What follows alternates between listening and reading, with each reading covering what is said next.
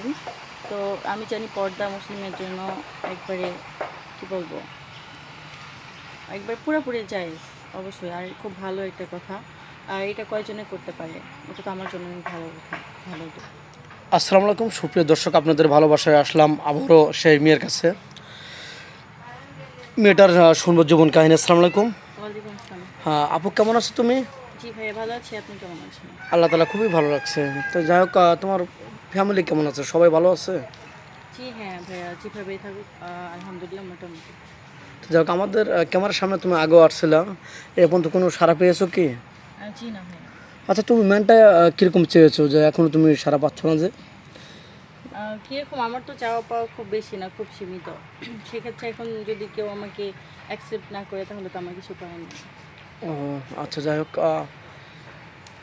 কোনো প্রবাসী ভাই বা বাংলাদেশ থেকে বা কোনো ভাই তোমাকে বিয়ে করলো, বিয়ে করে বা প্রবাসী কোনো ভাই তোমাকে বিয়ে করে বাইরে চলে গেল তোমাকে রেখে, শ্বশুর শাশুড়ি বা ননদ নংশাস মানে সবাই আছে, তাদের সাথে তুমি খারাপ ব্যবহার করবে, আচরণ করবে? কেন খারাপ ব্যবহার করবো? তারা তো আমার পরিবারের মতোই হবে, তাই না? না, অনেকে বলে যে না আমি খারাপ আচরণ করবো না, কিন্তু ওটা বাজে রিয়াক্ট করে, হয়তো 2-1 বছর পার হলেই সে তার না রূপটা ভাই, অন্যরকম। এরকম কিছু হবে না, কারণ হচ্ছে আমি আমার ফ্যামিলিকে খুব ভালোবাসি, আর আমার খুব দরিদ্র একটা ফ্যামিলি। সেক্ষেত্রে যখন আমি কাউকে বিয়ে করবো, তার ফ্যামিলি মানে আমার ফ্যামিলি। তো খারাপ ব্যবহার করার কোনো কারণ থাকবে না আশা করি।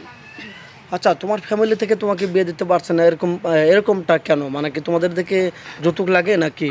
জি হ্যাঁ, আমাদের এলাকায় যৌতুকের চাহিদা বেশি। যৌতুকের জন্য অনেক দরিদ্র মেয়ের বিয়ে হয় না। আর তাছাড়া হচ্ছে আমার বাবা নেই, সেজন্য বাবা হয়তো থাকলে যে কোনো 10টা একপট করতেন জি যে? জি এভাবে আর রাখতেন।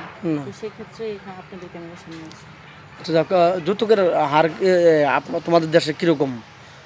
তাও তো হচ্ছে লাখের উপরে, 2 লাখ, অর্থাৎ তো এত 1.5 লাখ। অ্যাপালিটি তো তোমাদের নেই। জি হ্যাঁ, দিন এনে আমাদের দিন দেশে খাওয়াই নেই। খুবই দুষ্কর, মানে খুব কষ্টকর। জি হ্যাঁ, তো যাই হোক, তোমার বয়স বলছিলে কত জানো?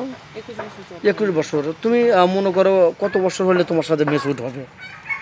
বয়সটা ফ্যাক্টর না ভাইয়া, হচ্ছে আসলে ভালো মনের মানুষটা যে আমাকে বুঝবে, আমার কষ্টগুলো তার কষ্ট মনে করে নিবে, এভাবেই আর কি। যে তুমি চাচ্ছ যে সে আমার মনের ভাষা বুঝবে, আমি তার মনের ভাষা জি, বুঝবো, ভালো লাগবে। দুজন দুজনকে ভালোবাসবো। জি দুজনের ভিতরে একটু অভিমান থাকলে ভালোবাসাটা বেশি থাকবে।